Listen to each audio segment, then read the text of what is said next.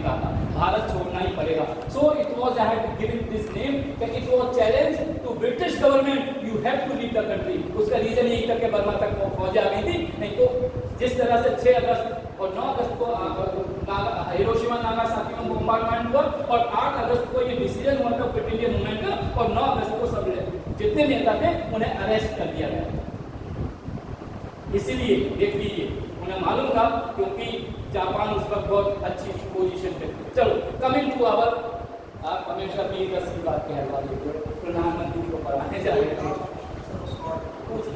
अभी भी क्या कोई हमारा भारत का लीडर ऐसा अभी इंग्लैंड की महारानी विक्टोरिया के पास है, 100 वर्षों तक शासन नहीं चला पाएंगे?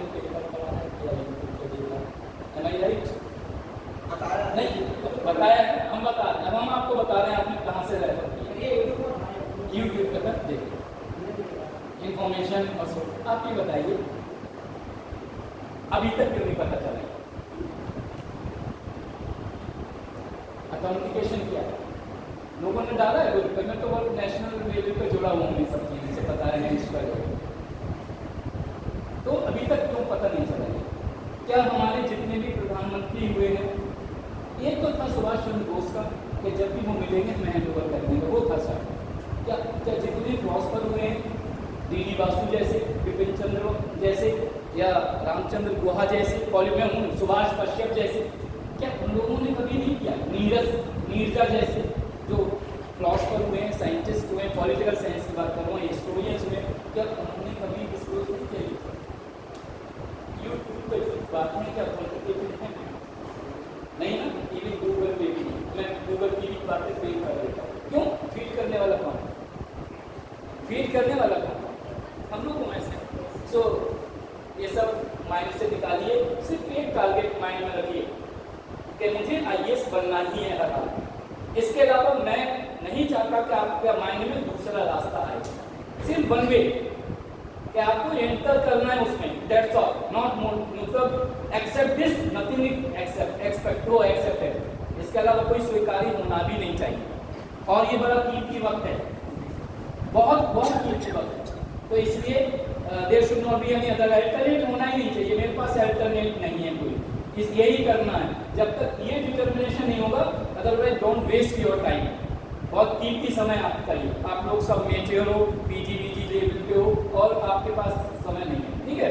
Coming to our point, prime minister and council of minister. ये मैंने हेडिंग इसलिए लिखकर लिखने की आवश्यकता नहीं थी, क्योंकि आपने दो चीजें पढ़ी हैं। एक पढ़ा है कैबिनेट, ये मंत्रिमंडल है, आपने पढ़ा है क्या? मैं हिंदी में ही लिखूंगा। कितने बच्चे हैं? मंत्रिमंडल। इंग्लिश मीडियम के बच्चे हैं क्या? एक आप लोग, if you have any doubt I can explain it English also, need not to worry, you think just you are in bilingual classes। मंत्रिमंडल, और एक दूसरा शब्द होता है, इसकी हिंदी क्या होती है? मंत्री परिषद। चलो हम वैसे एक्चुअली वैसे लिखना चाहिए ना बना, ये क्या है? मंत्री परिषद। इन दोनों में अंतर मालूम है आपको? मंत्रिमंडल एंड मंत्री परिषद। चलिए मैं बताता हूँ, ये बड़ा डीपली हर जो भी मैं बोलूँगा हर एक पॉइंट उसमें MCQ है। मंत्रिमंडल कहते हैं कैबिनेट के लिए। पूरे संविधान में मंत्रिमंडल शब्द का कहीं इस्तेमाल नहीं हुआ है। उसी प्रकार जिस तरह संघ शब्द का फेडरल नहीं यूज होकर यूनियन हुआ है, ठीक पूरे उसमें सब जगह संविधान में यूज हुआ है मंत्री परिषद, काउंसिल ऑफ मिनिस्टर्स। जिस भी बुक में देखोगे इंग्लिश में या हिंदी में, केवल आपको मंत्री परिषद मिलेगा। इसका मतलब यह है, अगर हम डिफाइन करें कि हम लोगों ने, ये भी सब MCQ में ये ध्यान रखिएगा, लगेगा नहीं आपको कि हमने ब्रिटिश से पार्लियामेंट्री सिस्टम, संसदात्मक कार्य प्रणाली ली है। सरकार को चलाने के लिए कार्य प्रणाली कहां से ली है? ब्रिटिश से। इसका दूसरा नाम कैबिनेट सिस्टम ऑफ गवर्नेंस भी है। कैबिनेट सिस्टम ऑफ गवर्नेंस, सही है? लेकिन कैबिनेट शब्द का कहीं पर भी यूज नहीं होता है। ये शब्द क्यों इस्तेमाल हुआ है? क्योंकि हमारे यहाँ पर जो डेमोक्रेसी है उसमें कैबिनेट ही सरकार है, कैबिनेट सरकार है। लेकिन कैबिनेट अगर सरकार है और संविधान में कैबिनेट शब्द का कहीं इस्तेमाल नहीं तो सरकार कैसे? इसीलिए एक थे मिस्टर अय्यंगार, अय्यंगार क्या है? अय्यंगार थे और वो थे हमारी संविधान सभा के मेंबर भी थे, मेंबर थे।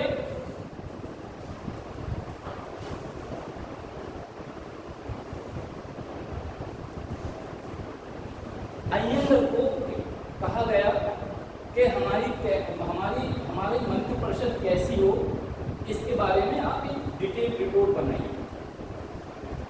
तो उन्होंने रिपोर्ट बनाई। अय्यंगार जानते हैं आप कौन होते? अय्यंगार नहीं, साउथ में दो तरह के ब्राह्मण होते हैं, एक अय्यर और एक अय्यंगार। क्यों, क्या हुआ सूरज? आप ऐसे क्यों बोले? हर चीज अरे बड़ी इंपॉर्टेंट बात बता रहा हूँ जो आपको भी नहीं पता होगी, आप भी पंडित हो ना। हाँ बता दो जरा मुझे, चलो आने दो। सुनो आने सुनिएगा, ऐसा वाला तिलक और ऐसे वाले तिलक मन करता मैं बताऊंगा। ऐसे वाले जो ऐसे वाले सैफ और ऐसे वाले चक्रव्यूह की तरफ वीरमणि, उसने क्या रास्ता पता है? आने का नहीं है। अय्यर जो होते हैं, अय्यर वो खड़ा वाला तिलक लगाते हैं और अय्यंगार ये वाला लगाते हैं। अय्यर अपने आप को थोड़ा सा सुपरफिशियल समझते हैं। जैसे गुप्ताओं में 11 कैटेगरी हैं, पंडितों में 7 कैटेगरी हैं, सब अलग अलग। और ये कैटेगरी उसकी नहीं है, ऋषियों के मानने की वजह से, ऋषियों की संतान। और ये इसलिए रखे गए गोत्र वगैरह कि आपस में जिस ऋषि की संतान है वो बहन भाई मानते हैं, इसलिए तो उसमें शादियाँ ना हो। इसलिए सब गोत्र वगैरह ये सब कुछ ना कुछ रीजन है। अब उसका साइंटिफिक रीजन अगर देखोगे तो है, सेम ब्लड में बहुत सी चीजें विकार पैदा हो जाते हैं आगे चल के बॉडी के अंदर, कोई अंग भंग या कुछ भी हो जाता है, इस तरह का जो मान्यता है। और जो कोई मान्यता होती है तो उसे फॉलो करते हुए भी जो भी चीजें बनाई है उस पर भले ही हमारे पास टेलीस्कोप नहीं था, लेकिन हमारे ऋषि मुनियों ने खोखले बांस से पूरी खगोल विद्या जमीन पर उतार दी। कुछ ना कुछ तो था ना, इसीलिए। तो अय्यंगार जो मिस्टर अय्यंगार थे उन्होंने रिपोर्ट दी और उन्होंने कहा था कैबिनेट के बारे में नहीं बताया। कैबिनेट क्या है? कैबिनेट हमारे यहाँ धीरे धीरे इसका विकास हुआ। किचन कैबिनेट जैसे हमने पढ़ाई थी, किचन कैबिनेट तो थी नहीं, किचन कैबिनेट नहीं थी, लेकिन अब किचन कैबिनेट भी उसे लिए इसके लिए कहते हैं इंटरनल मिनिस्ट्री, अंतरंग।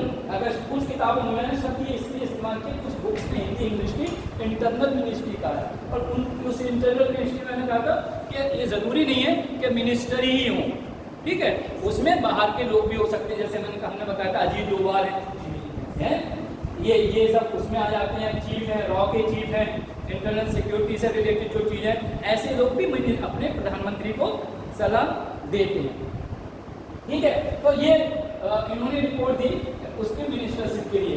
अब इसमें हमने पार्लियामेंट्री सिस्टम तो शुरू कर दिया, हमने कहा हमारे प्रधानमंत्री होगा। तो दो शब्द हैं, एक है रियल एग्जीक्यूटिव या वास्तविक है कार्यपालिका, और दूसरा है, दूसरा नहीं पता, सबको पहले ही पता है क्या बात है। चलो अभी बताते हैं।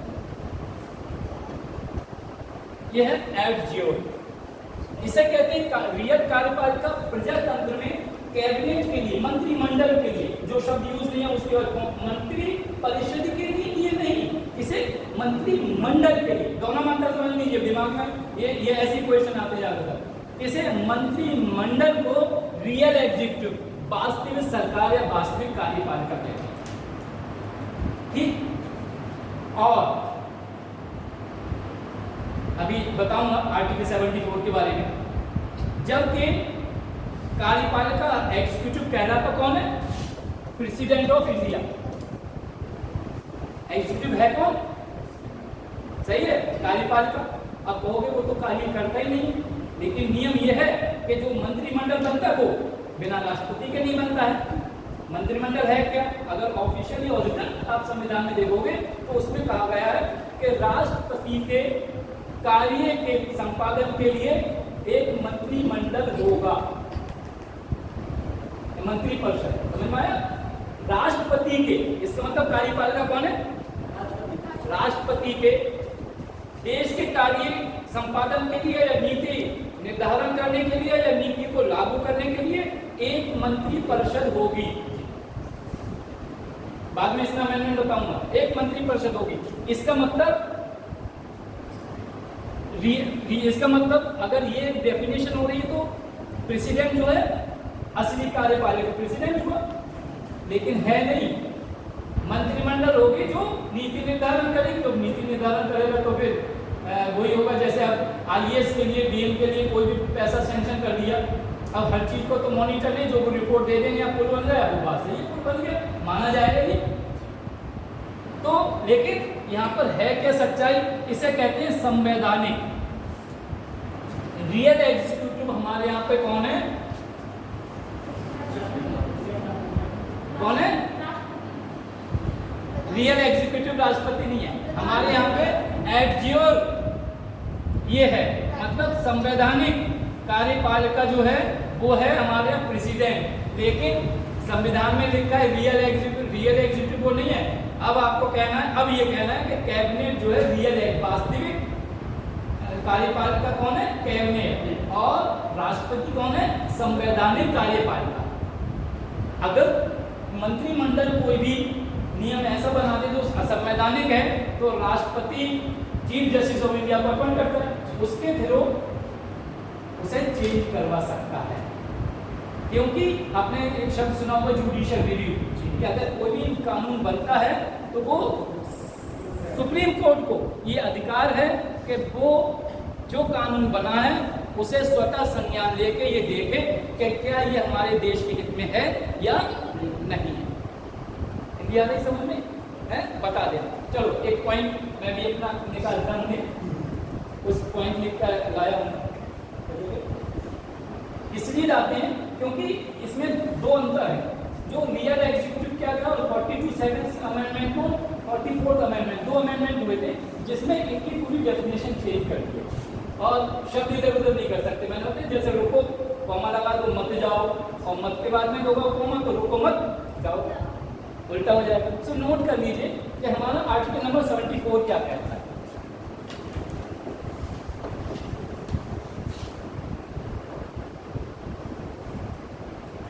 अनुच्छेद नंबर 74(1) ये एग्जैक्ट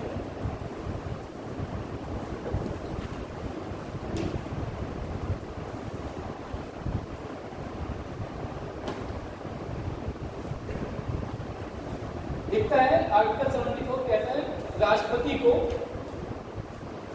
उसके कार्यों के संपादन में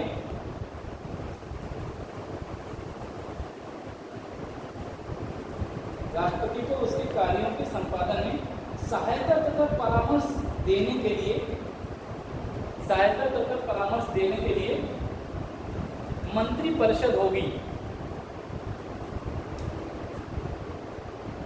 जिसका प्रधानमंत्री होगा। प्रधान के बाद डैश लगा दिया, जिसका प्रधानमंत्री होगा।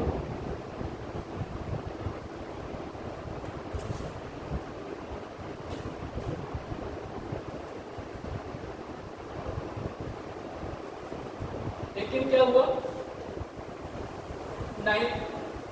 1976 में 42nd अमेंडमेंट में 42nd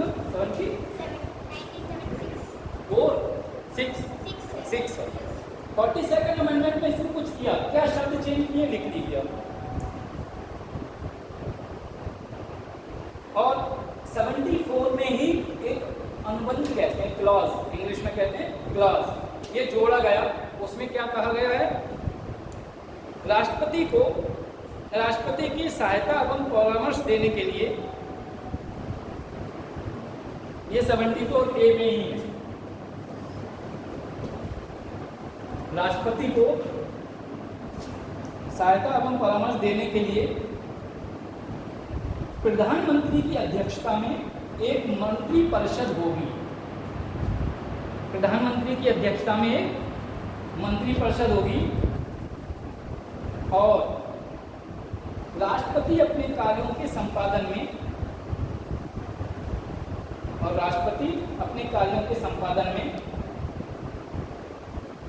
मंत्री परिषद के परामर्श के अनुसार कार्य करेगा।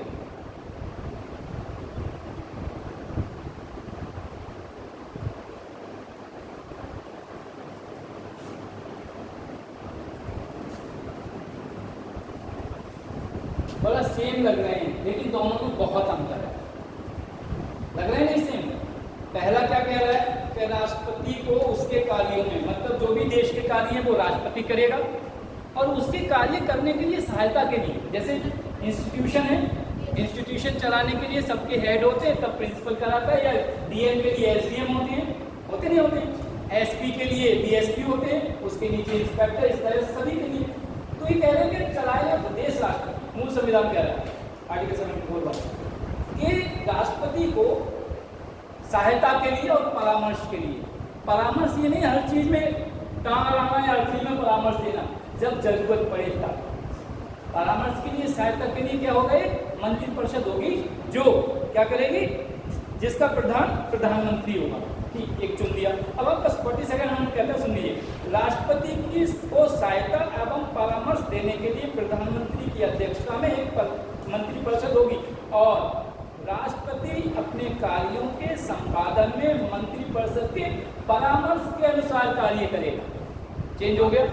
इसका मतलब जो 1950 में संविधान लागू हुआ और ये वही दौर था जब इमरजेंसी लगी हुई थी 1971 के हिसाब से, तो इसमें चेंज इसलिए किया गया, क्यों, ये डर था कि राष्ट्रपति लोकसभा भंग ना कर दे। इंदिरा गांधी जी उस टाइम ये इसलिए अमेंडमेंट किया गया, तो उन्होंने और पूरी सत्ता में बहुमत के साथ थी, तो उन्होंने कहा नहीं, राष्ट्रपति जो कार्य करेगा वो मंत्री परिषद के हिसाब से करेगा। लेकिन फिर सरकार किसकी आई, जनता गवर्नमेंट। कब, 77 में जब हारी थी इंदिरा गांधी, 78 में अमेंडमेंट हुआ 44, उन्होंने कौन सा अमेंडमेंट हुआ, 44 अमेंडमेंट, संविधान संशोधन, इस बार हिंदी में लिखे संविधान संशोधन, संविधान संशोधन हुआ 44 में। क्या हुआ, चेंज लिख लीजिए। राष्ट्रपति को मंत्री परिषद से,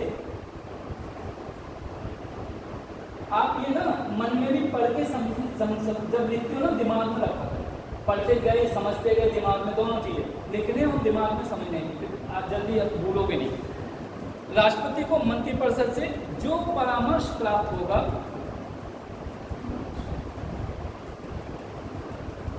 उसके संबंध में ये अधिकार है कि वह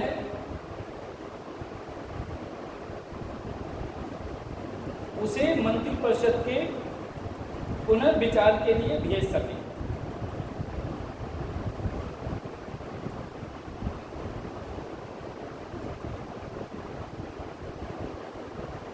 पहले इतना समझा दूं, समझ में आया नहीं? अगर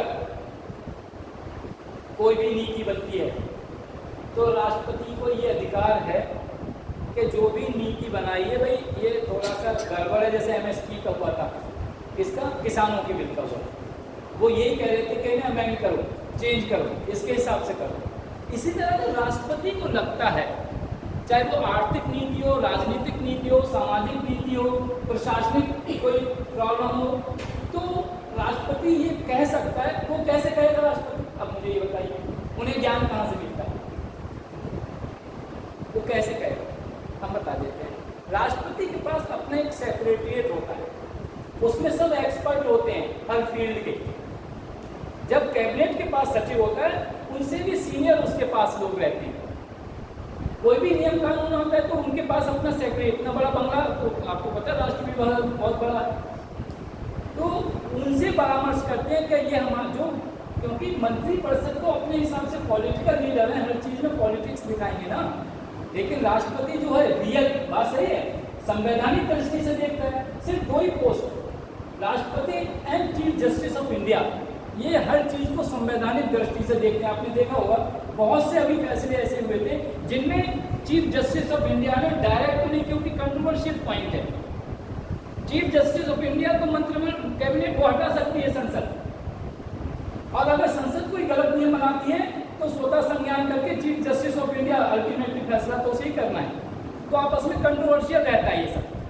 तो इन्होंने कहा कि अगर आपने कोई नियम बनाया है तो 44th अमेंडमेंट में कहा गया है कि राष्ट्रपति किसी भी नीति को, नियम को पुनर्विचार के लिए भेज सकता है। इतना बताया हमने, आगे सुनिए, ये इतने समझ में आया, आगे क्या कहता है, ये है थोड़ा सा खतरनाक।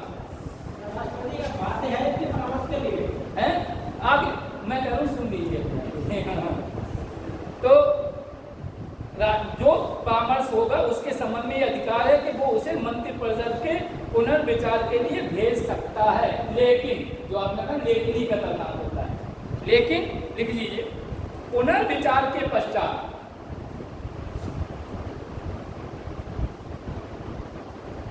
पुनर्विचार के पश्चात मंत्रिपरिषद को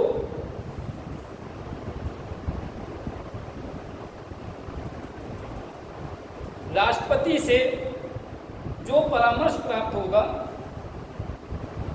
राष्ट्रपति उस परामर्श के अनुसार ही कार्य करेगा। इसका मतलब है कि पुनर्विचार के बाद, अपने शब्दों में लिख लो, सुनो इधर, पुनर्विचार के बाद अगर मंत्रिपरिषद को लगता है कि हम विचार नहीं करेंगे, नहीं हमारा जो हम कह रहे हैं वही सत्य है, तो राष्ट्रपति बाध्य है कि उस विचार में कोई संशोधन नहीं करेगा और पास कर जाएगा। इसीलिए इसे कहते हैं रबर स्टैम्प, ये रबर स्टैम्प का मोड है। तो हो तो रहा है 44 के बाद, अब कोई अमेंडमेंट थोड़ी हो रहा है, उसके बाद कोई हुआ ही नहीं अमेंडमेंट, नहीं हम बता देते। ठीक, अब है इसका कि प्रधानमंत्री की नियुक्ति कैसे होती है, क्योंकि हमारा हेडिंग यही था, प्रधानमंत्री की नियुक्ति।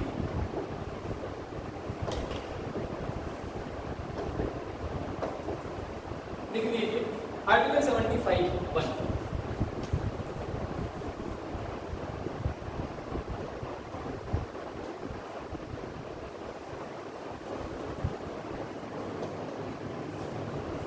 अनुच्छेद 75 के अनुसार ये कहता है प्रधानमंत्री की नियुक्ति राष्ट्रपति के द्वारा होगी। आर्टिकल 75 क्या कहता है, प्रधानमंत्री की नियुक्ति राष्ट्रपति के द्वारा होगी और मंत्रियों की नियुक्ति प्रधानमंत्री के परामर्श से होगी। ठीक, और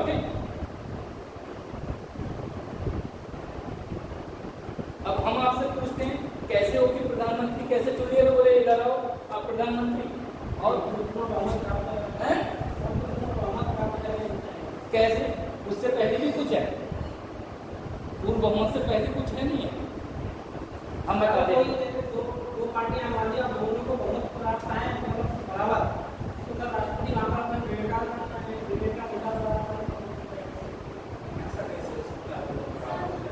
दोनों बराबर हो ही नहीं सकती, क्योंकि 543 है तो सारे हो जाएंगे क्या? हमारे प्रिंट करने में वो भी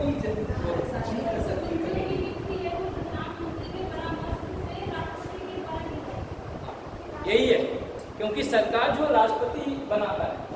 हाँ, नहीं, हमें भी तो पता चले आप क्या सोच रहे हो, आपके दिमाग में स्टेटस पता चले ना, आपके दिमाग में हम कह रहे हैं गलत बोलो, नहीं पता है तब भी, लेकिन जब गलत होगा, जितनी भी इन्वेंशन हुई है पहले गलती हुई है, उसके बाद सही हुई है, गलत होगा तभी तो इम्प्रूव करो, जब गलती नहीं होगा तो इम्प्रूव क्या करोगे? अरे मुझे खुशी होगी अगर कोई गलत बोलता है, इसका मतलब वो सुधार की वो है, जो नहीं बोलता वो आगे बढ़ना ही नहीं चाहता। सुन लो, जो नहीं बोलता है इसका मतलब वो आगे बढ़ना ही नहीं चाहता, और जो गलत बोल रहा है इसका मतलब वो अपने आप में इंप्रूवमेंट चाहता है, ही इज प्रोग्रेसिंग। बताया ना आपको एक बार कि 10th क्लास में अगर कोई बच्चा फेल होता है वो जाए किसी दो प्रोफेसर के पास कि सर मैं फेल हो गया। एक कहता है कि आपने सफलता के लिए क्या किया, आपकी असफलता ये सिद्ध करती है कि आपने सफलता का पूरा प्रयत्न नहीं किया। एक ने ये कहा, क्या कहा, आपकी असफलता ये सिद्ध करती है कि आपने सफलता का पूरा प्रयत्न नहीं किया। दूसरा फिलोसफर वो कहता है कि आपकी असफलता ये सिद्ध करती है कि आप सफलता की ओर अग्रसर हैं। अब दोनों में सही कौन है? दोनों कैसे सही हो जाएंगे? अगर दोनों बकी दो फरीक जाते हैं, फरीक कहते हैं क्या, बकी वहां पे कचहरी पे दोनों सही होंगे तो जज तो फैसला ही नहीं कर पाएगा। बोले दोनों सही है, वो कह रहा मैंने नहीं माना, बोले हाँ तुम सही हो, बोले मैं नहीं सर इन्होंने नहीं माना, बोले हाँ सही। कहीं ना कहीं तो आपको करना ही पड़ेगा ना। दाएं बाएं आप में भी लोग कहते हैं कि पुत्र पुत्रियों की बात को सब झूठ बोलते हैं, प्रैक्टिकली नहीं है, सब झूठ बोलते हैं। बताइए कौन सही है? अब सुनिए, अब इसमें है जो नहीं किया, अब पास तो हुआ लेकिन परसेंटेज 40% है, क्या फायदा? और जो फेल हुआ है वो हो सकता है डिटर्मिनेशन करके पता चला 80-90% आई, उसकी सर्दी जल्दी लग जाएगी, नॉलेज भी जल्दी होगी। तो वैसे भी सड़क पर घूमना था 5 साल, तो 1 साल ब्रेक कर लिया तो क्या फर्क पड़ता है? और ऐसा मैंने देखा है, 5 साल फेल हुआ, मैं आपकी बात बहुत पुरानी बता रहा हूँ, बाद में 295 जब रिजल्ट 10-12% जाता था, उस टाइम वो पास हुआ, सबसे पहले उसी की सर्विस लगी, क्योंकि इतना पंचवर्षीय योजना बनाई उसने 10th में, 5 साल फेल, अभी रिटायर हुआ है। सच में 5 साल फेल। अरे उस वक्त के मैं खुद अपने टाइम की बात बता रहा हूँ, पता है एरिया में मैं अकेला था, गुड सेकेंड ईयर में हमारे पूरे इंटर कॉलेज में एक ही बच्चा फर्स्ट डिवीजन था, 301 नंबर थे उस टाइम, हम उस टाइम पे पास किया हुआ है जब 12% रिजल्ट था। That's why I am here. तो ये होता है। तो मैं नहीं चाहता कि आप लोग किसी भी तरह से कहीं पर भी सिंगल मिनट भी आप वेस्ट करो। ये जितनी जो कुछ किया 15 अगस्त पे ना, ये टाइम है आपके पास, 15 अगस्त को आप झंडे फहराने की योग बनो ना, आपके झंडे के नीचे आएंगे, ये है समझना। दूसरी चीज, प्रधानमंत्री बाध्य नहीं है उनके, सही है। और दूसरा कि अन्य मंत्रियों की नियुक्ति करते हैं। मैं बता देता हूँ उसका जवाब, जो कह रहे बहुमत की बात नहीं है। यहाँ पर आपको पता है कि जो बहुमत एक शब्द है ना, बहुमत मतलब जिसे बहुत से मत मिले, मत माने वोट, बहुमत का मतलब जिसे ज्यादा वोट मिले। तो जो मेजॉरिटी पार्टी का लीडर है संसद में, उसके लिए प्रेसिडेंट इनवाइट करता है कि तुम सरकार बनाओ, और जो चुने हुए प्रतिनिधि हैं सांसद, वो अपना एक नेता चुनते हैं कि आप हमारे नेता हो। वो उसी नेता के थ्रू वही नेता राष्ट्रपति के पास जाता है और राष्ट्रपति उस नेता को प्रधानमंत्री बनाता है। ये है, आया समझ में सिस्टम। जो मेजॉरिटी पार्टी का लीडर होता है, चाहे एक सीट ज्यादा मिली हो, 273 मिली हो, उसके लिए इनवाइट करेगा प्रेसिडेंट, और वो उसे किसने चुना है? जो बहुमत से, जिसकी बहुमत के हिसाब से सरकार है। इन केस लेकिन फिर भी इसमें एक नियम है कि जो लीडर चुना जाता है उसके लिए राष्ट्रपति 1 महीने का 15 दिन का, ये उसके विवेक के ऊपर है, समय देता है कि आप फ्लोर माने फर्ज नहीं, मतलब संसद के फ्लोर पर बहुमत सिद्ध करिए, है ना? क्या कह रहे हैं? फ्लोर टेस्ट था, वही फ्लोर पे अपना बहुमत सिद्ध करिए और तब आप नेता माने जाएंगे। शपथ दे दी जाती है, आपने देखा मंत्रियों को भी शपथ दे दी जाती है। कौन क्या मंत्री बनेगा उसका भी मैं बताऊंगा कैसे चुने जाते हैं मंत्री। अभी समझ में आया? प्रधानमंत्री बना, नियुक्ति किसके अनुसार हुई? Article number 75(1). तो ध्यान रखना 74 से शुरू हो रहा है, और हमने बताया था आपको आर्टिकल नंबर 52 से 78 तक पूरी संसद के बारे में बताया गया है। किसके? संसद के बारे में। तो उसमें प्रधानमंत्री भी आता है। हो गई नियुक्ति। नेक्स्ट है इसका, बोलिए फिर। यस,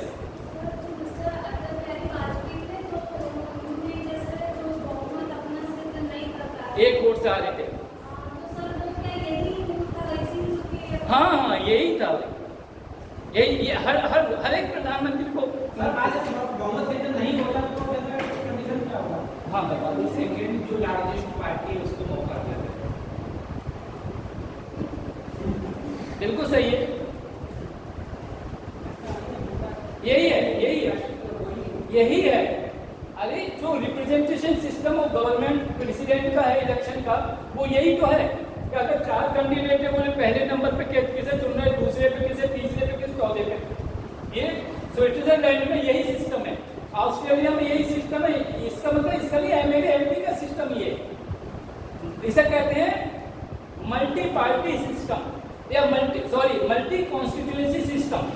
इसमें क्या होता है, कभी कभी जो दूसरे नंबर पे वोट मिलते हैं उसे, वो जीत जाता है, पहले नंबर वाला हार जाता है। कई केसेस होते हैं, कई जगह होते हैं। तो जो नेक्स्ट पार्टी है, जैसे किसी ने पूछा, हम कहें कि राष्ट्रपति उपराष्ट्रपति दोनों छुट्टी पे हैं, प्रेसिडेंट ऑफ इंडिया किसे बनाया जाएगा?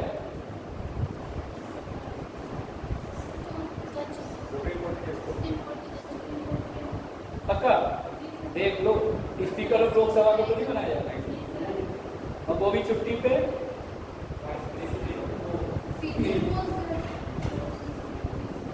अगर वो यही है ना, वो बस आपने चीपी ने बना दिया सवाल। वाइस प्रेसिडेंट प्रेसिडेंट छुट्टी पे हैं, कहीं पे हैं बाहर पे, तो चीफ, आपने शब्द थोड़ा सा, चीफ जस्टिस ऑफ इंडिया, और उसके बाद बोले वो भी छुट्टी पे, तो बोले नेक्स्ट, वो भी छुट्टी पे, नेक्स्ट, वो भी छुट्टी पे, नेक्स्ट, पैनल है पूरा। जैसे मैंने बताया था, मैं चेन्नई में था उस टाइम, बच्ची पूछ रही थी कि पापा हमारा नाम किसने रखा, वो आपका नाम किसने रखा? बोले भाई पापा, मम्मी पापा ने। बोले मेरा नाम? बोले आपके मम्मी पापा ने। बोले उनका नाम? बोले उनके मम्मी पापा। पूछती चली गई, बोले चुप तक, सबके नाम माँ बाप, उनके माँ बाप ही रखते हैं एक है ना, तो कौन कौन बनेगा? सीनियर मोस्ट बनता चला जाएगा। सो लाइक दैट कुछ चीजें यही है। एक्चुअली एजुकेशन है क्या? एजुकेशन में इसके बारे में नहीं पढ़ा रहे हैं, आपके दिमाग को खोलना है। आपका सुषुप्त जो ज्वालामुखी है, उसमें ज्वाला भर के और आगे उसे मतलब नॉलेज का ज्ञान उसे फूटना चाहिए, लर्निंग है। नहीं तो आप बताओ, IIT वाला भी नियम बन रहा है, पॉलिटिकल साइंस वाला भी नियम बन रहा है, पब्लिक एडमिनिस्ट्रेशन वाला भी, MBBS भी नियम बन रहा है। अरे तो फिर स्पेशलाइजेशन कहाँ हुआ? कोई नहीं बन सकता। इसका मतलब हम आपको IAS के उस लेवल पे ले जाना चाहते हैं जहां आप जो भी सब बटन दबाने के योग बन जाए। ये है, नहीं तो आपने देखो कभी IIT टॉपर रहता है, कभी एंथ्रोपोलॉजी का टॉपर रह जाता है। यही है। ये मैं यहीं पर नहीं, शाम को में डिस्कशन होता है मेरा डेली। IAS की जो कोचिंग हाईएस्ट लेवल के जो ले रहे हैं उनसे डायरेक्ट डिस्कशन होता है। मैं सोचता हूँ कि मैं कैसे करूँ, कहाँ तक, क्योंकि अभी आप सही तरह से बोए नहीं हैं, फसल तो लग रहा। अभी आपको थोड़ा सा हवा में, डोंट माइंड, वो तो बहुत बड़ी क्लास लेते हैं अच्छी वाली, वो कहते हैं सीधा डोंट वेस्ट योर टाइम, यही टाइम आपको बहुत कीमती समय है। माँ बाप इतना बोझ नहीं चाह सकते आपका कि IAS के चक्कर में आप 3 साल बर्बाद कर दो ना। क्यों? अच्छा, वो मोटिवेशनल आपको जरूरत है मोटिवेशन।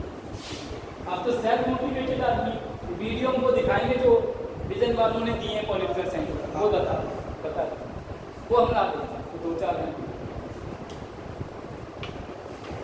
अब अच्छा, मंत्रिपरिषद की नियुक्ति, प्रधानमंत्री हो गया, मंत्रिपरिषद की नियुक्ति कैसे होती है? देखिए, अपॉइंटमेंट ऑफ मिनिस्टर्स, वो था अपॉइंटमेंट ऑफ प्राइम मिनिस्टर।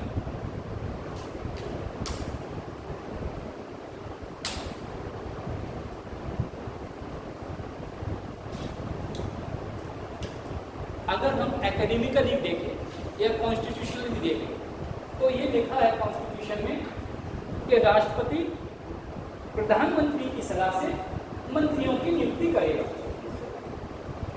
सही? प्रैक्टिकली क्या होता है, व्यवहारिक रूप से क्या होता है? प्रधानमंत्री एक लिस्ट तैयार करता है और वो राष्ट्रपति को दे दी जाती है।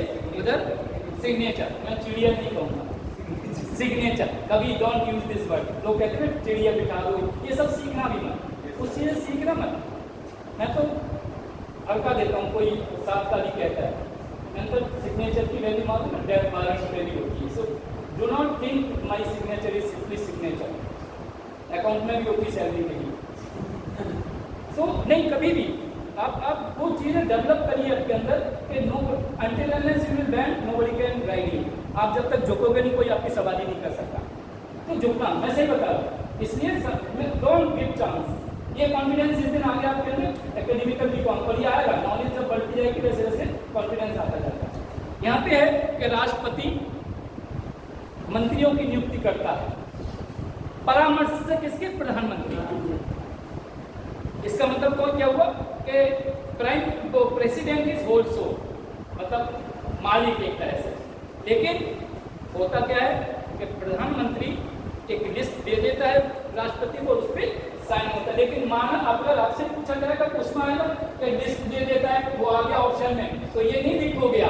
ऐसा होता है, वो टिपिकल दे देते हैं, ऑप्शन होते हैं ना कि council of minister is appointed by, तो उसमें यही लगाओगे बाई प्रेसिडेंट ऑफ इंडिया। बोलिए नहीं, उसमें एक नीचे कॉलम लिख दिया list given by prime minister to president, बोले यस, बोले यही तो सच है, बस डबल जीरो। नहीं, ये डिफरेंस आपको कंफ्यूज, हम जैसे तो बहुत कंफ्यूज कर देंगे। हमारा पेपर दे गई था, कितने पे टॉपर था? 56 57 पे, और वो भी गांधी जी को संविधान के ऊपर है। हाँ, बस यही है, ये IAS का लेवल है, समझ लो। टॉपर भी इसी का बनता है, और 54 55, और उसमें हमारे यहाँ का नेट क्वालिफाई जो था 3 सब्जेक्ट का, वो भी इतने पे ही आया था टॉपर, जो जिस अवार्ड दिया। लूंगा टेस्ट कभी रुक जाइए थोड़ा सा, वहाँ पे भी होते रहते हैं। लेकिन क्या होता है व्यवहार में, क्या है, वो प्रधानमंत्री के परामर्श को मानने के लिए बाध्य होगा। Is enforced to agree with the list of prime minister. प्रधानमंत्री की सूची जो भी रहती है वो एक्सेप्ट करना ही करना है। और इसमें क्या कहलाता है, जो एक्चुअल कैप्टन है वो प्रधानमंत्री है। इसका मतलब ना प्रेसिडेंट है ना कोई मंत्री है। यही रीजन है कि जो प्रधानमंत्री बोलते हैं डिबेट में वही मंत्री बोलते हैं। उसका भी एक पॉइंट आने वाला है कहीं। क्यों बोलते हैं, मजबूरी क्या है उनकी, वो भी देख लो बेचारे। इसलिए try to become prime minister not minister. क्यों? अतः मंत्री क्या करते हैं? अच्छा, एक शब्द होता है, जैसे भी हमने पूछा, एक होता है दायित्व, एक होता है उत्तरदायित्व। दोनों में अंतर क्या है? ये भी पॉलिटिकल साइंस के शब्द है। कहते हैं उत्तरदायित्व और दायित्व। दायित्व माने रिस्पांसिबिलिटी। उत्तरदायित्व की अंग्रेजी बताओ, उत्तरदायित्व की अंग्रेजी बताओ आप। तो इन्होंने कहा दायित्व माने responsibility. Then what is the actual word for in English? उत्तरदायित्व। अब इंग्लिश पा जाइए, हैं? Then what is the difference between दायित्व और उत्तरदायित्व? हिंदी बोलो। आप सब हिंदी वाले हैं, कोई यहाँ पे ऑक्सफोर्ड यूनिवर्सिटी का पढ़ा हुआ नहीं है अवार्ड का। So don't think, don't confuse मी।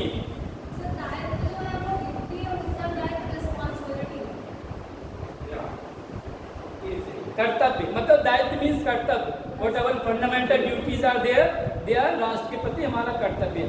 अंतर क्या है? मैंने ये तो आपने इंग्लिश में सही बता दिया। अंतर क्या है? मैंने तो सवाल, मेरा सवाल क्या था, मुझे पता था, ये तो आपने बता दिया। अच्छी बात है, हिंदी अच्छी जानती हो, नंबर मिल जाएंगे अच्छे, 7 नंबर दूंगा 10 में। लेकिन फिर भी मैं बता देता हूँ, क्योंकि आपने एक शब्द सुना होगा कि मंत्री जो है संसद के प्रति उत्तरदायी है। उत्तरदायित्व का और दायित्व का मतलब कर्तव्य है, आपने निभा दिया, लेकिन वह उत्तर लग गया, मीन्स यू आर आंसरेबल, के जवाबदेही है। अगर तुमने कुछ किया, जनता के प्रतिनिधि हो, ये आपकी जवाबदेही है कि दायित्व के साथ साथ आपको हर बात का उत्तर भी देना है। वही उत्तरदायित्व कहलाता है। समझ में? ये नहीं है पढ़ा के चले गए, बच्चे कितने पास हुए, इसीलिए मैं आपको टाइप करके रखता हूँ क्या पॉलिटिकल साइंस में एटलीस्ट मैं देख लूंगा कौन कौन। हाँ, तो उत्तरदायित्व का मतलब, इसीलिए मंत्री परिषद के लिए पहले दायित्व तो दिया गया है, दायित्व दिया है, लेकिन दायित्व दिया है किसने? प्राइम मिनिस्टर ने, प्रेसिडेंट ने, दोनों प्राइम मिनिस्टर, लेकिन वो उत्तरदायित्व रहेंगे संसद के प्रति। इसीलिए संसद में बहस होती है, डिस्कशन होता है, प्रश्नकाल और शून्यकाल में। क्यों? उन्हें हर बात का जवाब देना है, सरकार चला रहे हैं, इसलिए दायित्व उत्तरदायित्व समझिए आप। They are 100% answerable to the public, इसलिए डिबेट्स वगैरह होती है। थोड़ा थोड़ा आ रहा है, क्लियर हो रहा है, नहीं हो रहा है? तो ये समझ में आया नहीं?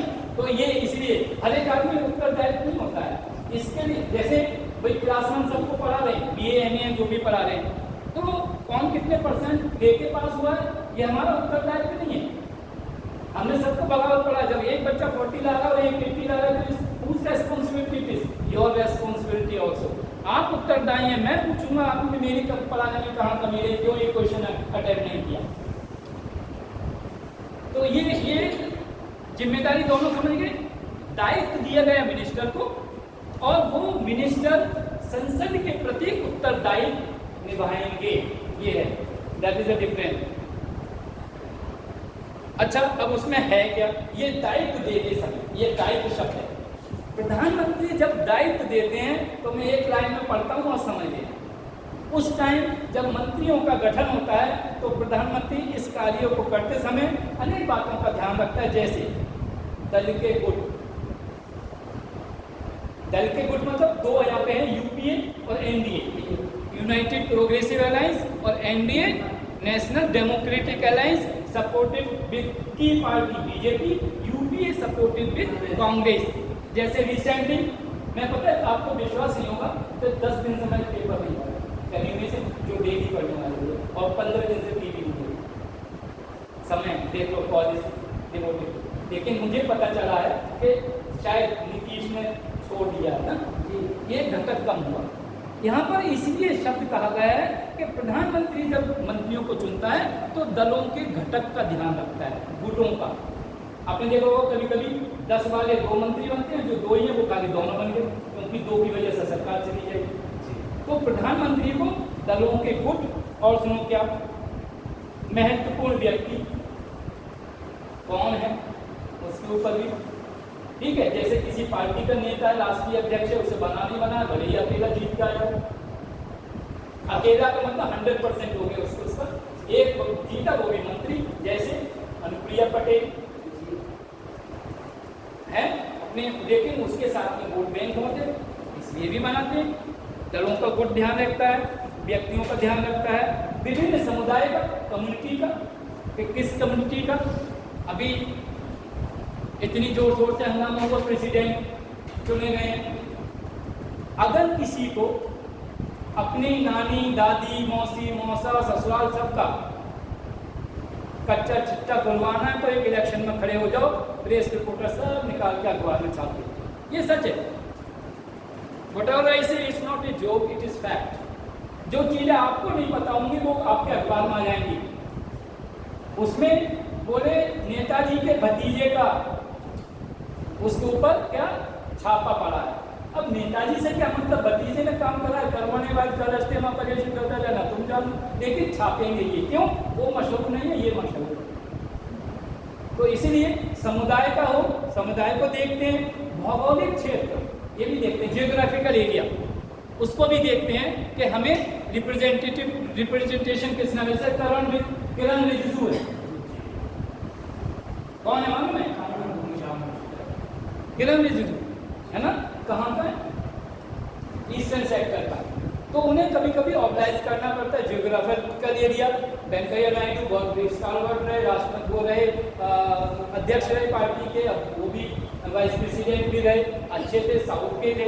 तो ईस्टर्न, वेस्टर्न, नॉर्थर्न सब वो भी देखना पड़ता है। और क्या देखते हैं कि जो, और 2 चीज़ और देखते हैं, एक जो सीनियर मोस्ट MPs होते हैं उन्हें भी देखते हैं। हर एक MP को आप मार्गदर्शक मंडल में नहीं डाल सकते। और एक चीज और देखते हैं, नवयुवक भी देखते हैं, जैसे माधव सिंह, जितिन प्रसाद, या फिर ये सचिन पायलट, इनके फोर फादर्स उसमें, इन लोगों को भी मंत्रिपरिषद में जगह मिलती। बूढ़े भी मिलते हैं, बीच वालों को कह दिया जाता है थोड़ा सा और बूढ़े हो जो तब बनोगे, या थोड़े दिन पहले आते तब बनोगे, ठीक। तो ये सब चीजें देख के तब मंत्रिपरिषद बनते हैं। अब आप देख लो, मतलब डिपेंड अपॉन यू कि आप किस लेवल पे जाना चाहते हो, मंत्री बनोगे। यहाँ पे बहुत से बच्चे IAS इसलिए बनना चाहते हैं, बाद में वो MLA MP बनेंगे, सच में हैं? तो कौन सीधे नहीं बनोगे गवर्नर? IAS वाले ही जुड़ जाते हैं वहाँ पर। किसने बताओ कितने बने? IAS जब रिटायर होने के बाद इस पार्टी के हो जाते हैं बना दिए जाते हैं। नहीं, इतना इजी नहीं होता है। कॉन्स्टिट्यूशन की भी नॉलेज होना चाहिए, प्रोटोकॉल्स की जानकारी होना चाहिए। गवर्नर भी इसीलिए राष्ट्रपति बनाया था, देवी वो पार्टी गवर्नर की वो भी थोड़ी नॉलेज प्रोटोकॉल डायरेक्ट राष्ट्रपति अब थोड़ी बना दिया गया है। किरण बेदी को बना दिया। क्या उसने नोटिस दी थी वो आई किस लेवल की थी पता है? उन्हें समझा वो खुद ही IPS थी, तो वो बना दिया, ऑर्गेनाइज कर दिया, क्योंकि यहाँ हार गई थी दिल्ली में उनकी वजह से बहुत लॉस हुआ। अब ऑर्गेनाइज तो करना था, नहीं तो मैसेज गलत जाता। She was the first lady IPS। Second कौन थी? फर्स्ट को तो सब याद रखते हैं, सेकंड नहीं पता। मतलब सुष्मिता सेन पता है, दूसरी कौन थी बताइए? वो भी बता दो। प्रियंका चौधरी। और उसके बाद कौन थी? कंचन चौधरी, DGP उत्तराखंड की बनी थी। ये कभी DGP नहीं बनी।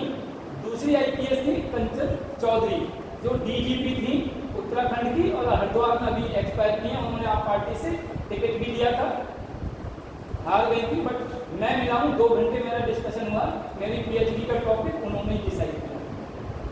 She was DIG on that time of Bareilly, आपके पूरे region, and she was pursuing MP on that time. So I was very much inspired, और जो सजेशन दिया इसीलिए आपको पता है कितना टिपिकल टॉपिक है। I am only the person in India who has got this special permission. तो ये समझ लो हम उन लोगों से। तो ठीक है, चलो कभी को अगर पॉइंट मंत्रियों की रचना समझ गए, इस तरह से बनते हैं ये सब चीजें। ये छोटी छोटी चीजें नहीं, ये सब आपको माइंड में फीड करना है, ये फीड करना है, क्योंकि इस तरह के जब खाली एक छोटा सा क्वेश्चन आपको दे दिया जाए अभी कि मंत्रिपरिषद की रचना, कंस्ट्रक्शन ऑफ मिनिस्टर कैसे होता है, तो वैसे तो आप बहुत जानते हो, नेता हो, सब कुछ है, लेकिन एकेडमिकल जब पेन चलाते हो ना तो समझ कर लिख नहीं पाओगे। सो मैं चाहता हूँ कि मेरे क्लास में जो बच्चे हैं वो सब डीपली इन सब चीज़ों को सोचें, और कम से कम एक ब्रीफ नोट तैयार कराकर आपको डेली आप 40 MP वाला भी सब प्राइम मिनिस्टर हो गया हैं 40 MP के तब भी प्राइम मिनिस्टर हो गया। 40 नहीं 67 40 से चंद्रशेखर राव हैं चंद्रशेखर राव कौन सब प्राइम मिनिस्टर कब बने थे? चंद्रशेखर राव रहे ही नहीं प्रधानमंत्री कभी। सब बीच में बने। कब बताओ?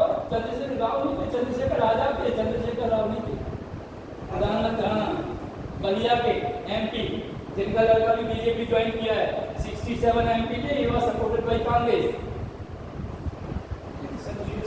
मैं ये इसलिए कहता हूँ, नीम हकीम नीम माने आदि नॉलेज, हाफ नॉलेज मत रखिए प्लीज प्लीज प्लीज प्लीज, पूरी बिल्कुल। जब वो एग्जैक्ट डाटा आपके पास हो, उंगलियों पे कोई, मैं थोड़ी बोल रहा हूँ, मेरा कॉन्फिडेंस बोल रहा हूँ, मैं बोल रहा हूँ नहीं, मैं तो बोलता ही नहीं, मैं कभी नहीं बोलता। क्यों मिलना बोलते हम? कल कहाँ बोले 15 अगस्त को? पहली 15 अगस्त थी, हम बोले ही बोले थे कहीं हैं? काम दूसरा नहीं देख रही थी, कितने लोगों को बढ़ दिया। अब रोना मत यहाँ पे तुम्हारा बोर्ड रखा हुआ है।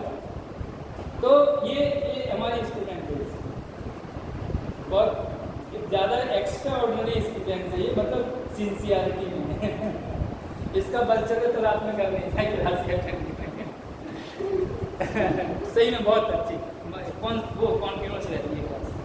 तो मतलब ये समझना है, तो मैं ये कह रहा हूँ कि जो हम पढ़ाते हैं यहाँ पर एक छोटा छोटा नोट्स बनाया करो आप, ये आदत डालिए। लिखने की आदत बहुत स्टूडेंट्स की नहीं है, लिख नहीं पाते क्लास में, थोड़ा ये एक याद भी रहेगा।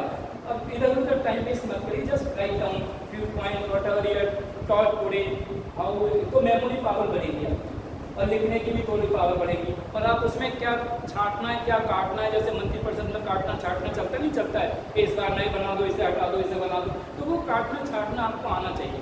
मैं चाहता हूँ sincerely that you should clear और सिंसियर से एग्जामिनेशन मेनली क्लियर होना चाहिए, ठीक है। मंत्रिपरिषद की रचना क्या है कि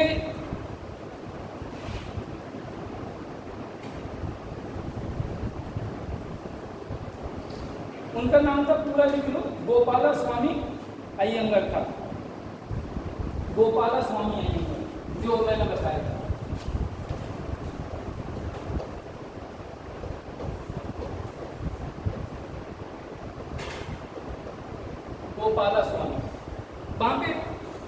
ये नाम बहुत होते हैं साउथ में।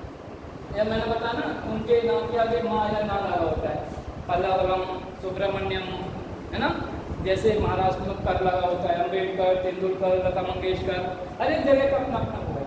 यहाँ पर लगा होता है कुमार सिंह, तो उससे भी, और बंगाल में लगा होता है चटर्जी, मुखर्जी, बनर्जी, बंदोपाध्याय, है ना, इस तरह के। तो कभी कभी आप नाम से पहचान लेंगे कि आप ये कहाँ का रहने वाला है, ठीक। तो इनका नाम था गोपाला स्वामी अय्यंगार, जिन्होंने वो मंत्रिमंडल के बारे में बताया था। अय्यंगार डबल आधा डेढ़ आ भी या भी बनता है, और खाली अयंगार भी लिखते हैं बहुत से, अयंगार। वैसे है यहाँ पर आधा अय्यंगार कहता है। इन्होंने रिपोर्ट दी, लेकिन इन्होंने जो 1949 में रिपोर्ट दी, उसमें 3 तरह के मंत्रियों की व्याख्या की है। कितने, जो आप हमने क्लास में आपको से बताया भी था, उस दिन बच्चे कम थे। एक है cabinet minister,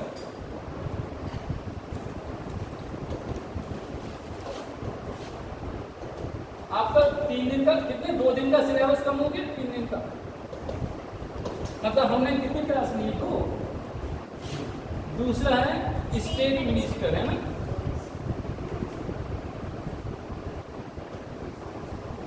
minister of state है, मिनिस्टर ऑफ स्टेट। और तीसरा क्या है,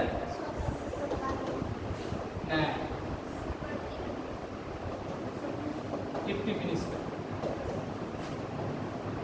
ठीक है, डिप्टी मिनिस्टर। ये 3 तरह के मंत्री होते हैं। इन्होंने रिपोर्ट दी थी, किसने की थी, गोपाला स्वामी अयंगार। एक चीज और बता दूं मैं आपको, कभी कभी याद करने की एक तकनीक बताऊं।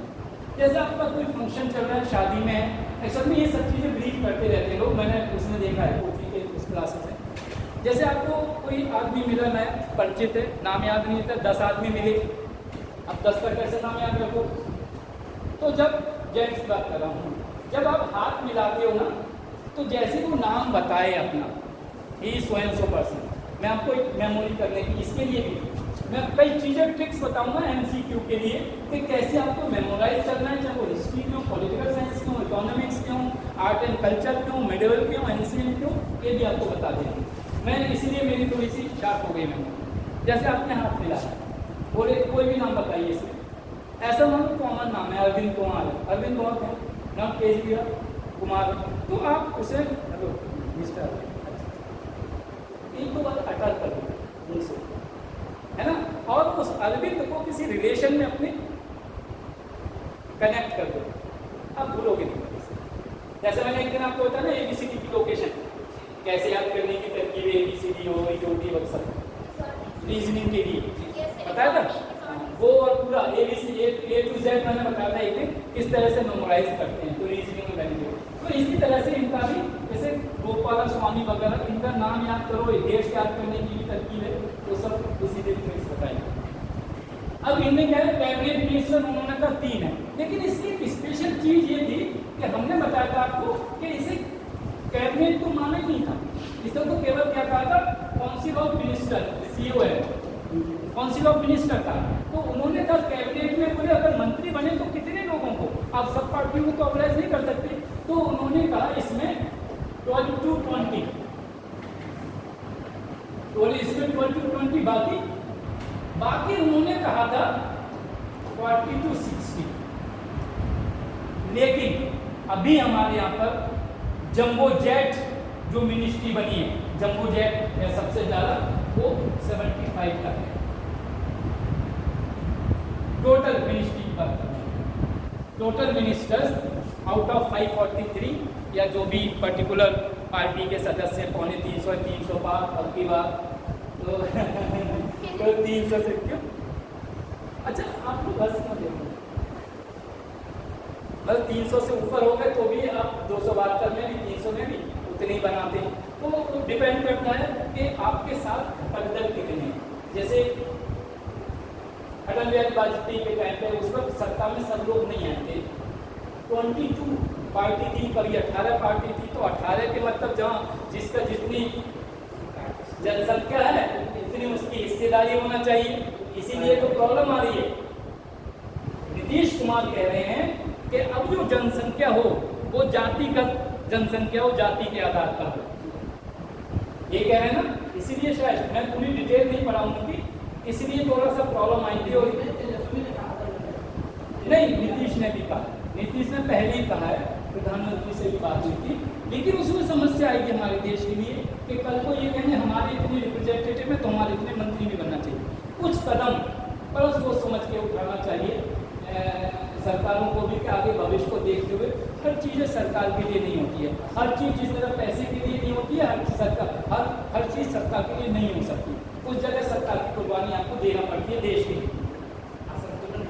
हाँ, बहुत ज़्यादा, बहुत इम्बेलेंस। आप क्या सोच रहे हो, कल को रिजर्वेशन में 27% में ओबीसी नहीं कहेंगे या ईडब्ल्यूएस को नहीं कहेंगे, हम भी आपको इसमें अगर बहुत डीपली जिस दिन स्विच ऑफ करके पूछ लेना मुझसे, मैं बता दूंगा सब कहानी जातिगत उसका क्या क्या क्या उसका असर पड़ेगा।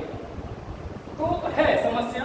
तो मेरा नहीं, ये डिपेंड करता है क्या सरकार चाहती है, शायद इसीलिए प्रॉब्लम आएगी। और बहुत से लोग कहते हैं कि कुछ पार्टियां ऐसी रीजनल पार्टी समाप्त कर रहे हैं धीरे धीरे, जिससे दो ही बाई पार्टी सिस्टम हो जाए। जैसे इंग्लैंड में है कंजर्वेटिव पार्टी अंधार दल और लिबरल पार्टी उदार दल, या जिसे कहते हैं हम लेबर पार्टी। तो उसमें इसीलिए ब्रिटिश सरकार में, मैंने बताया था ना आपको, ब्रिटिश सरकार में जब कैबिनेट होती है तो वहाँ साथ में शैडो कैबिनेट होती है। शैडो कैबिनेट शब्द यूज हुआ है वहाँ पे ब्रिटिश में। क्यों? क्योंकि जैसे ही सरकार गिरी तो वैसे ही मंत्री तुरंत बन जाते हैं। आपको वेट थोड़ी करना है कि हमें किसे मंत्री बनाए, इतने दिन में तो जो कोई पॉलिसी चल रही है हम तो देश पीछे हो जाएगा, देश पीछे हो जाएगा। तो इसीलिए मैं आपसे कहता हूँ, मैं आपसे ये कह रहा हूँ कि आप जिस टाइम यहाँ पढ़ रहे हो उस टाइम चेन्नई, बैंगलोर और दिल्ली, कोलकाता सब जगह आईएएस की लोग तैयारी कर रहे हैं। आप क्या कर रहे हो यहाँ पर? 1.5 घंटे पढ़ने से क्या आईएएस बन जाओगे? आप ये सोचो जो 6-6 घंटे पढ़ाई कर रहे हो, रात में घर पर पढ़ रहे हैं, यूट्यूब देख रहे हैं और पूरी पढ़ाई कर रहे हैं, और आप सोच रहे हो कि मैं फ्री में दोपहर में 2.5 घंटे लेकर आईएएस बन जाऊँ। It is really difficult. So it is you are having challenge with the people those are studying metropolitan cities and semi metropolitan cities. आपका कंपेरिजन तो चलो शाहजहांपुर में बरेली से ही हो जाएगा, तब देख लीजिए आप क्या है। So be serious, don't waste your time for हर चीज़ के लिए। मैं कहता हूँ कभी टाइम तो नहीं है, ऑफकोर्स हमारे स्टूडेंट भी तरसते थे, यहाँ की जगह पता कर वहाँ फोटो खींचे थे, लेकिन फिर भी इन सब चीज़ों के ऊपर कभी कभी डिस्कशन किया करो। आप में मैं खुद देखता हूँ, खुद कोऑर्डिनेशन नहीं है। नहीं तो आईएएस में जो इंटरव्यू देने जाते हैं, हम लोग ओपन माइंडेड नहीं है, अभी ओपन डिस्कशन नहीं कर रहा है। हमारे माइंड में बहुत कुछ विकार भरा हुआ है, कमियाँ हैं, वो सब कमी आपको निकालना पड़ेगी, बहुत सी चीज़ें आपको इरेडिकेट करना पड़ेंगे माइंड से, तब कहीं जाके आप क्या whether you are there for civil services और नॉट। आप खुद सोचो कि मैं इस लायक हूँ, इस योग्य हूँ। खाली नॉलेज के लिए सोचो कि मैं तो चलो ये नहीं तो मैं लेखपाल बन जाऊँगा, टीचर बन जाऊँगा, पीजीटी या डीएलएड और बीएड कम क्वालिफाई कर जाऊँगा, तो फिर इतनी मेहनत क्यों हो? बहुत से तरीके हैं उसके लिए। तो ये सब चीज़ें जो है, ये हमें यही सोचना है। कल को बहुत सी पॉलिसी आप बनाओगे, you will be secretary, you may be somewhere policy maker बनोगे, तो मुझे यही देखना है, आपको ये सब दिन भी याद आएंगे कि somebody has told me ऐसे ऐसे, तो ये सब करना है। तब नैतिक, जब तक until मैं लास्ट सेंटेंस में ये बोलूँगा, जब तक if you are not having ethical quality, don't think that you will become IAS। Ethical नैतिकता होना बहुत ज़रूरी है। आप सोचो कम्युनल ग्रांट तो बन जाऊँगा, रीजनल ग्राउंड पे इमरजेंट को या रिजर्वेशन से बन जाऊँगा, नहीं, then you don't deserve। आपको अपने कैलिबर कैपेबिलिटी के दम पे बनना पड़ेगा, और उसके लिए आपको पूरा चार्ट आउट करना पड़ेगा प्रोग्राम कि मुझे इस दिन ये पढ़ना है, 10 चीज़ें आपके लिए, मेडिवल भी पढ़ना है, एंशिएंट भी पढ़ना है, पॉलिटी भी पढ़ना है, और हिस्ट्री भी पढ़ना है, इकोनॉमिक्स भी पढ़ना है, आर्ट एंड कल्चर पढ़ना है, उसका चार्ट आउट बनाना है, किस दिन मुझे क्या पढ़ना है, किस दिन क्या नहीं पढ़ना है, and you have to make the schedule of that. Time table आपको बनाना पड़ेगा। You have to cut short your entertainments. ये नहीं है यूट्यूब देखोगे, टीवी देखूंगा और मैं आईएएस भी बनूंगा, फॉरगेट अबाउट इट। यही सच है। आप ये मत सोचो कि आपको पेन लेना ही पड़ेगा, 5-6 घंटे से ज़्यादा सोना नहीं पड़ेगा। मैं 18 घंटे जग के तब पीसीएस क्वालिफाई किया है, टेकिंग कोच। तो मुझे कभी कभी रियलाइज होता है कि आप लोग you are not serious with your studies. कभी कभी इन सब चीज़ों की बहुत आवश्यकता पड़ती है। तो पहले होता था एक मंत्री, अच्छा ये क्या होता है, पहले उसमें इसकी कैबिनेट की बात करते हैं कि इसमें वो लोग होते हैं, इसमें वो लोग होते हैं, इन्हें एक्चुअली मुख्य प्रमुख मंत्री होते हैं, ये जो देश को चलाते हैं। एक्चुअली ये गवर्नमेंट होती है। ये कौन होते हैं? गवर्नमेंट है। कैबिनेट ही गवर्नमेंट है। मैंने बताया था शुरू में कि this system, British parliamentary system of governance is also known as cabinet system of governance. ये सब मंत्री सरकार नहीं होते हैं, केवल ये सरकार होती है। तो कैबिनेट में वही लोग जो एक्सपीरियंस्ड हैं या प्रधानमंत्री के नजदीक हैं या पार्टी में जिन्होंने बहुत सहयोग किया, बहुत ज्यादा कंट्रीब्यूट किया है, या जो एक्सपीरियंस है, स्पेशलाइज है अपने अपने क्षेत्र के, उनमें से वो लोग, जैसे स्पोर्ट्स मिनिस्टर गौतम गंभीर को बनाया था, अनुराग को भी, ये सब तो जो युवा हैं युवा मंत्री बनाएंगे, तो या बाल कल्याण के लिए लेडीज को किसी को जिम्मेदारी देंगे, तो जिस फील्ड से जो रिलेटेड है उसके लिए मंत्री बनाते हैं कैबिनेट में। दूसरा, इसे इसलिए कहते हैं प्रमुख मंत्री दल। क्या बोलते हैं? प्रमुख मंत्री दल भी लिख लो आप इसे।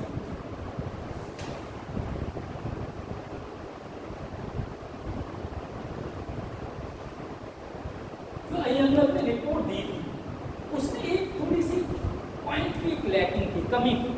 वो ये थी कि उन्होंने किसी भी मंत्री का ना ही श्रेणी दी, किस श्रेणी में आते हैं कैबिनेट और ये सब चीज। दूसरे का नंबर ऑफ मिनिस्टर कितने होना चाहिए ये बताया, ये कहीं नहीं बताया। इसकी रिकमेंडेशन आप पढ़ना कभी यूट्यूब पे, या वैसे आप जो देखते हो आप डाउनलोड गूगल से करना, उसे देखना। लेकिन मैं कहूँगा कि कोई एकेडमिक डी वासु, लक्ष्मीकांत वगैरह नैया, ये वो, या सुभाष कश्यप की ये बुक्स पढ़ना, ठीक है। और जनरल उसके लिए पढ़ना है तो मैं दूसरी बताऊंगा, ये मैंने हायर डेविड की किताब बताई। दूसरा राज्य मंत्री के बारे में है। अच्छा, ये एक और खास बात है इसकी कि ये वो एक शब्द है बॉडी, बॉडी माने निकाय, ऑटोनोमस बॉडी एक शब्द होता है ना, बड़ा होता। तो ये वो निकाय है जो नीति निर्धारित करता है। क्या करते हैं? नीति निर्धारित करता है। अच्छा, जब इसकी मीटिंग होती है, आगे बताऊंगा वैसे, इसकी जब मीटिंग होती है तो ये जरूरी नहीं है कि खाली कैबिनेट मिनिस्टर ही हो, इसके साथ में वो मिनिस्टर जो स्वतंत्र प्रभार का है, वो मिनिस्टर जिसने कोई कार्य किया है उससे क्वेश्चन करने वाले, उस मिनिस्टर को, पर्टिकुलर विभाग के मिनिस्टर को भी कैबिनेट की मीटिंग में बुलाया जा सकता है। अन्यथा कैबिनेट मीटिंग में केवल कैबिनेट मिनिस्टर होते हैं। पूरा दोबारा सेंटेंस पढ़ देता हूँ कि कैबिनेट मीटिंग में केवल कैबिनेट मिनिस्टर ही ऑथराइज हैं यदि किसी पर्टिकुलर, हिंदी ढूंढता हूँ सर मैंने यहाँ भी पर्टिकुलर, तो किसी रेस्पेक्टिव या पर्टिकुलर मिनिस्टर से संबंधित कोई केस है तो उस मिनिस्टर को भी कैबिनेट की मीटिंग में बुलाया जा सकता है। ये नियम, व्हाट इट, ये कैबिनेट के बारे में होंगे। अब आ जाइए नंबर 2, मिनिस्टर ऑफ स्टेट। इसके बारे में क्या है कि इसमें भी मंत्रिमंडल। अच्छा, एक और डिफरेंस बता दूं आपको, मंत्रिमंडल कैबिनेट है, जैसे कैबिनेट के जितने मंत्री होते हैं उनका एक शब्द और होता है, उन्हें कहते हैं कैबिनेट मंत्रिमंडल के सदस्य, मेंबर ऑफ कैबिनेट मिनिस्ट्री। सदस्य कह रहे हैं, सदस्य का मतलब सब तो मंत्री, ठीक। अब दूसरा डिफरेंस देख लो, मंत्रिमंडल कैबिनेट जो है, मंत्रिमंडल उसे कहते हैं कैबिनेट का क्या है? मंत्रिमंडल। और पूरे मिनिस्ट्री को इंक्लूडिंग कैबिनेट उसे कहते हैं मंत्री परिषद, काउंसिल ऑफ मिनिस्टर्स। तो मंत्री परिषद का सदस्य हो सकता है, लेकिन मंत्री परिषद का सदस्य मंत्रिमंडल का सदस्य हो ये जरूरी नहीं। समझ गए क्यों? क्योंकि council of minister including cabinet होती है और cabinet including of council of minister नहीं होती। तो दोनों में ये अंतर होगा। ये कभी कभी डिफरेंस होता है, एक शॉर्ट नोट आ जाए लिखने को, what is the difference between cabinet and council of ministers, या मंत्रिमंडल और मंत्री परिषद के मतलब में अंतर बताइए। तो ये कई पॉइंट हमने बताए हैं इस तरह के शॉर्ट नोट्स। तो इस तरह के क्वेश्चन ही सिविल सर्विसेज के मेन में भी आते हैं, जीएस में भी आते हैं। क्या हुआ, टाइम हो गया क्या? हैं? अच्छा, इसके बाद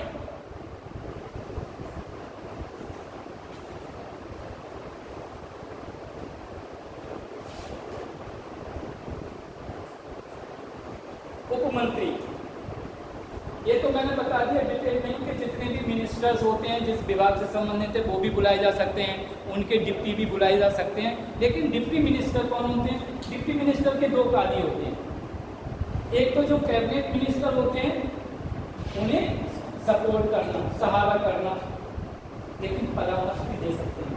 कभी कभी ऐसा होता है ना, वो अकेला था उसे मंत्री बना दिया, लेकिन जो सीनियर उसे उसको उपमंत्री के दूसरे भी पद दे देना होता है, उसके अधीनस्थ रह के भी काम करते हैं। ठीक है, तो मंत्रियों की तीसरी श्रेणी उपमंत्रियों की होती है, जिन्हें दोनों तरह से वो सीनियर मिनिस्टर के भी अधीन रह के काम कर सकते हैं और उन्हें इंडिपेंडेंट चार्ज, जिसे कहते हैं स्वतंत्र प्रभार चार्ज भी दिया जा सकता है।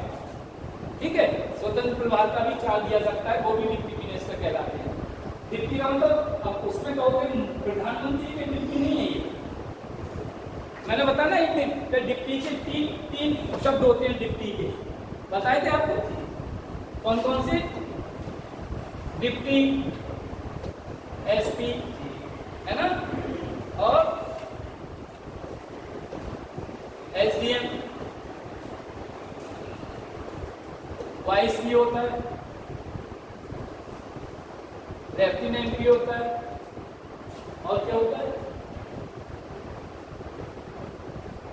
सब भी होता है। ये गलत है। वो आप जो बात कर रहे हो वो अनकॉन्स्टिट्यूशनल कर रहे हो, मैं कॉन्स्टिट्यूशनल की बात कर रहा हूँ, वो राजनीतिक है।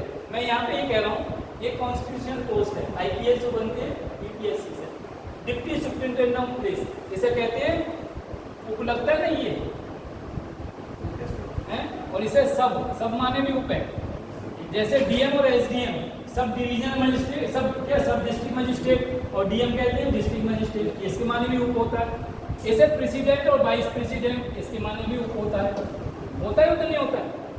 गवर्नर और लेफ्टिनेंट गवर्नर, इसके माने भी राज्यपाल और उपराज्यपाल होते हैं। तो उप का मतलब यहाँ पे राष्ट्रपति के साथ में आएगा तो वाइस प्रेसिडेंट प्रेसिडेंट हो जाएगा, राष्ट्रपति उपराष्ट्रपति।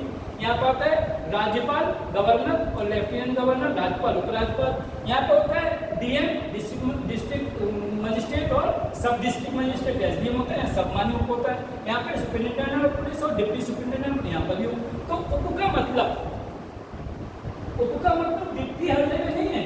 तो मिनिस्टर को मैं समझा रहा हूँ कि जरूरी नहीं है प्रधानमंत्री के नीचे उप प्रधानमंत्रियों से उप ही बोले। ये डिप्टी जो है इंडिपेंडेंट चार्जेस के भी मिनिस्टर होते हैं, दिमाग से ही निकाल दो, ये किसी के असिस्टेंट ही होंगे।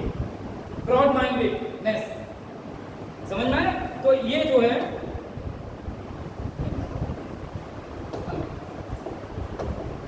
ये मिनिस्टर समझ गए, डिप्टी मिनिस्टर्स। नेक्स्ट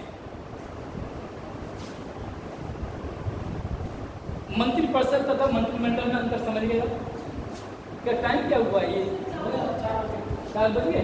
उस दिन आप लोग पहले 5 मिनट पहले छोड़ दिया, 5 मिनट बढ़ा देते हैं वो, इसीलिए वो कह रहे हैं घूम रहे। हम जब हमें नहीं पता चलता है, जब वो यहाँ चक्कर लगाते हैं तो वो सब मालूम है, बोले ये तो चलाते रहेंगे एक बार और आए थे। आगे बता देंगे मंत्रिमंडल की कार्यविधि बताएंगे। What are the functions of cabinet minister, what are the functions of मंत्रिमंडल की कार्यविधि।